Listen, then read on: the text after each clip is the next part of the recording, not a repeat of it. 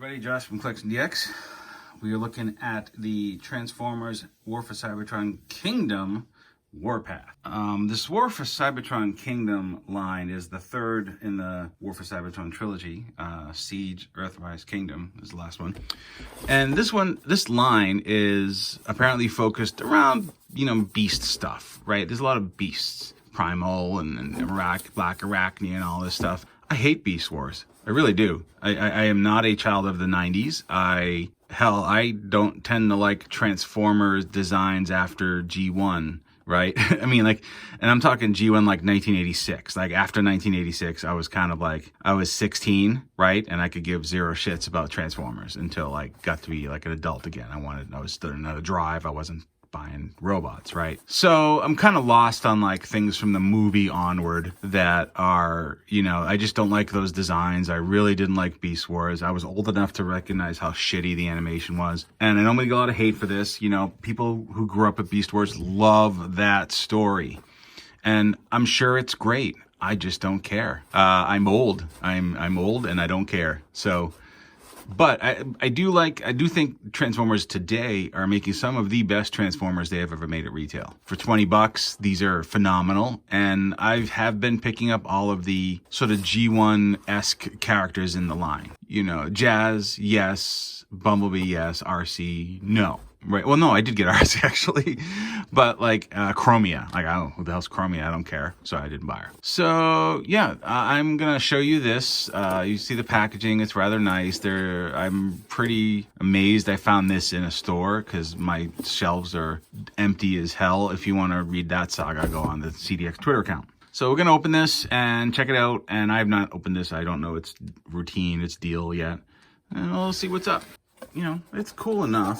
The little angled boxes are cool, but I want to show you that if you're not careful, see this shoulder piece here? That's actually taped to the inside of the box here. So if you're not even looking closely at it, you'd miss it and throw it away. So pay attention to that. And also there's a little trading card back here with a little foil thing. I don't particularly care about it. Maybe you will. Boom, Warpath. He's a tank. He's a robot. He is a tank robot. Couldn't tell you what kind of tank. Let's call it a futuristic tank. He's really nice in robot mode with a lot of great articulation. The hips swivel, forward and back, turn, got a nice knee joint, nice rocker ankle, which gets in the way a little bit of if you go too far, you got to give it a little oomph. You got the waist swivel, kind of tight, so you might not even know it's there. Shoulders, swivel, out, elbows, swivel, swivel, which is good. Head swivels. This shoulder piece is a removable piece. You can put it in a hand. You can have it as an arm guard. You can even store it in the back if you wanted to. Entirely up to what you do. The packaging has it as a shoulder armor. This one was a tricky one to transform. It takes you a while to figure out exactly what you're supposed to do with the legs. So let's transform this, okay? So first thing that I do, you can do whatever you want to do, is to pull this whole back unit back. And while you're doing that, you kind of have to get this little tab behind it to come up. There you go. So you can see that comes up, and then now there's a tab that's going to come down. And I can never reach it with my fingernails, so I just use a little tool, pull that tab down, like so. I open this door, pull the head, before you do that, pull that out as far as I can, and the head goes in. I like the little detailing, little vent detail in there, it's really nice. Close it up, and now you've got it when you can do that with the gun barrel. Now let's move on to these legs. These legs are a pain in the ass. So what I usually do is I bring these down, okay? There's these little panels here. I swing those out on both sides. All right, so when I'm here now, there's a couple of things. There's a little panel on the back here that you pop out. All right, so you pull this panel out, and then the leg itself, see how I've disconnected it? Comes around. And then this comes up like so. Then what we do is put that back in like so, and leg comes around. When you like that, now these just kind of come down, right? And then it lines up.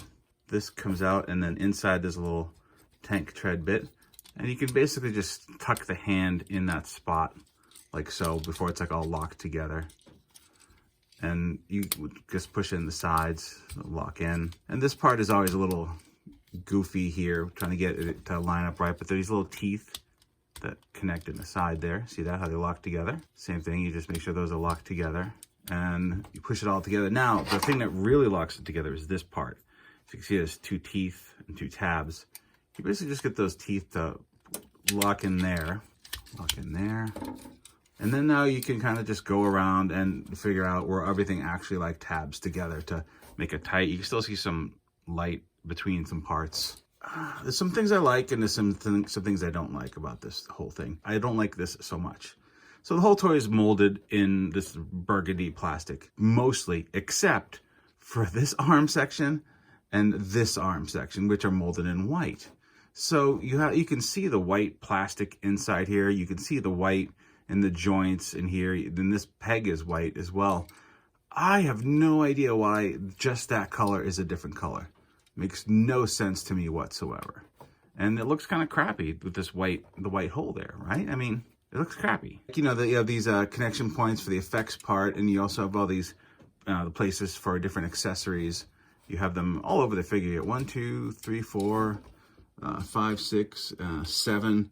7 points for you to connect weaponry to if you wanted to from other War for Cybertron trilogy figures. But when you're in this mode, the tank turret turns and goes up and down. It does have little wheels on the bottom, so it'll roll around. It's cool. I like it. I think the legs are unnecessarily complicated to do, and I don't like the change of the plastic for these lower arm parts. Doesn't make any sense to me at all why we did that. But otherwise, it's a decent figure. They're still kind of hard to find at retail. I think I got mine at a Target, but like it was like the only thing on the shelves. So there it is. It's War for Cybertron Kingdom Warpath. It's Josh from CollectionDX. Thanks again to our patrons for making this video possible. If you want to support us, please go to the link patreon.com/CollectionDX. You see it on the screen. And once you consider donating, it'd be kind of cool of you if you did. Josh from CollectionDX. See you next time.